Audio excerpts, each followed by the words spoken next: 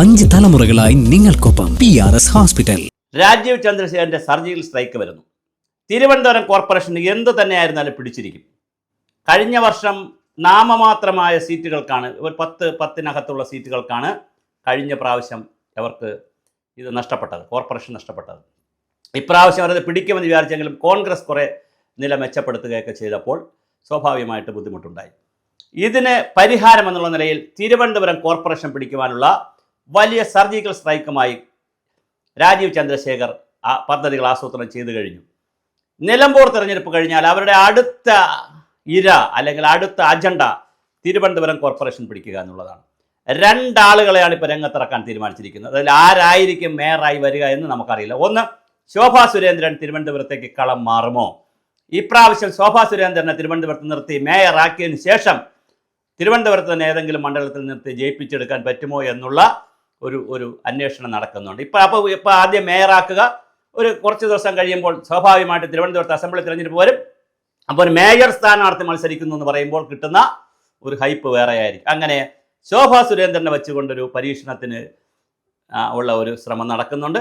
അപ്പോൾ തന്നെ വി മുരളീധരൻ ഇപ്പോൾ വളരെ നിശബ്ദമായി കേരളത്തിലുണ്ട്. അദ്ദേഹത്തെ കോർപ്പറേഷൻ്റെ മേയറാക്കിക്കൊണ്ടുള്ള പുതിയൊരു പരീക്ഷണം. കാരണം CPM ആയാലും BJPയെ സംബന്ധിച്ചിടത്തോളം അവർക്ക് ആരെവിടെ മത്സരിക്കും, അവർക്ക് ഒരു ഹൈറാർക്കി ഒന്നും വിഷയമല്ല. RSSും പാർട്ടിയും സംഘവും പരിവാറും പറഞ്ഞാൽ മത്സരിക്കുക എന്നുള്ളതാണ്. ഇപ്പോൾ കുമ്മനം രാജശേഖരൻ മിസോറാം ഗവർണറായിരുന്നല്ലോ, അദ്ദേഹം വന്ന് വീണ്ടും മത്സരിച്ചല്ലോ.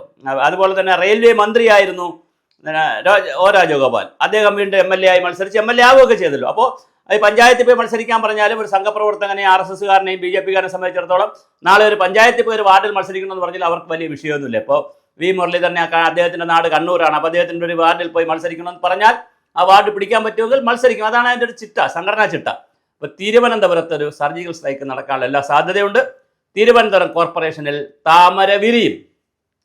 പക്ഷെ വിരിയിക്കുന്നത് വി മുരളീധരനോ ശോഭാ സുരേന്ദ്രനുമായിരിക്കും, അവരിൽ ആരെങ്കിലും. അതേസമയം നമ്മുടെ സുരേന്ദ്രൻ മുതലാളി ഇവിടെ ഉണ്ട്, ഇതിനിടയിലുണ്ട്.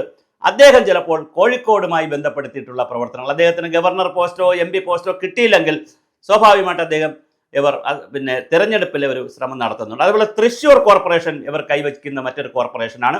എറണാകുളം കോർപ്പറേഷൻ. അങ്ങനെ കൊല്ലവും ഈ ഒരു ലിസ്റ്റിലുണ്ട്. ഒരു 4-5 കോർപ്പറേഷനുകൾ ഇവരുടെ ലിസ്റ്റിലുണ്ട്. അതിലൊന്നാമതായി നിൽക്കുന്നത്, ഏറ്റവും മുൻപിൽ നിൽക്കുന്നത് തിരുവനന്തപുരം കോർപ്പറേഷനാണ്.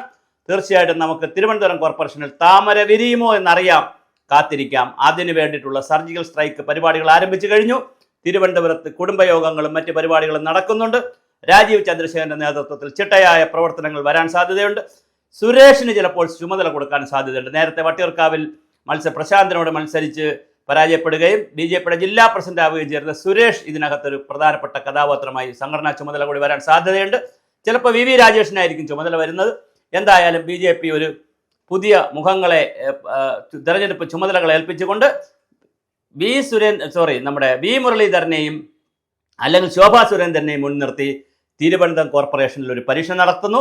ആ പരീക്ഷണത്തിൽ വിജയിച്ചാൽ സ്വാഭാവികമായിട്ട് അവിടെ മേയറായി വരുന്ന ആളുകളെ വേണമെങ്കിൽ അടുത്ത അസംബ്ലി തെരഞ്ഞെടുപ്പിലേക്ക് കൊണ്ടുപോയി മത്സരിപ്പിക്കുന്ന അങ്ങനെ ഒരു പുതിയ പൊളിറ്റിക്കൽ സ്ട്രാറ്റജികളിലേക്ക് രാജീവ് ചന്ദ്രശേഖർ നീങ്ങുന്നു എന്നാണ് അറിയുന്നത്. പക്ഷേ അദ്ദേഹത്തിൻ്റെ പരിമിതി എന്ന് വെച്ചാൽ ഇതുവരെ അദ്ദേഹത്തിന് ടീം ഉണ്ടാക്കിയെടുക്കാൻ കഴിഞ്ഞിട്ടില്ല. അദ്ദേഹത്തിന് ആവശ്യമായ ഒരു സംഘത്തെ ഉണ്ടാക്കിയെടുക്കാൻ കഴിഞ്ഞിട്ടില്ല. അതിനുള്ളൊരു പരിമിതി ഉണ്ട് അദ്ദേഹത്തിന്. കാരണം അതിന് ഒരുപക്ഷെ അദ്ദേഹം വന്നു, ഒരു യാത്ര നടത്തി, വികസിത കേരള യാത്ര നടത്തി, സമ്മേളനങ്ങൾ നടത്തി, 33 സ്ഥലങ്ങളിലൊക്കെ പോയി യോഗം നടത്തണമായിരുന്നു. അതെല്ലാം നടന്നു കഴിഞ്ഞു. അത് കഴിഞ്ഞ് നിലമ്പൂർ തിരഞ്ഞെടുപ്പ് അദ്ദേഹം ബിസിയാണ്. അപ്പോൾ ഇനിയിപ്പോൾ അദ്ദേഹം ഫ്രീ ആയിട്ടുണ്ട്. ചിലപ്പോൾ ജൂലൈ മാസത്തിൽ തന്നെ സംഘടനയുടെ ബാക്കി ഭാരവാഹികളെ വെക്കാൻ സാധ്യതയുണ്ട്. അത് കഴിഞ്ഞാൽ ആദ്യത്തെ മിഷൻ തിരുവനന്തപുരം കോർപ്പറേഷൻ പിടിക്കുക എന്നുള്ളതാണ്. നമുക്കറിയേണ്ടുന്നത് ആർക്കാണ് അത് ഇവിടെ മേയർ കാൻഡിഡേറ്റ് ആയിട്ട് വരിക. മിക്കവാറും സ്ത്രീ മാറി പുരുഷനാവാനുള്ള എല്ലാ സാധ്യതയുണ്ട് ഈ റൊട്ടേഷൻ വരുമ്പോൾ.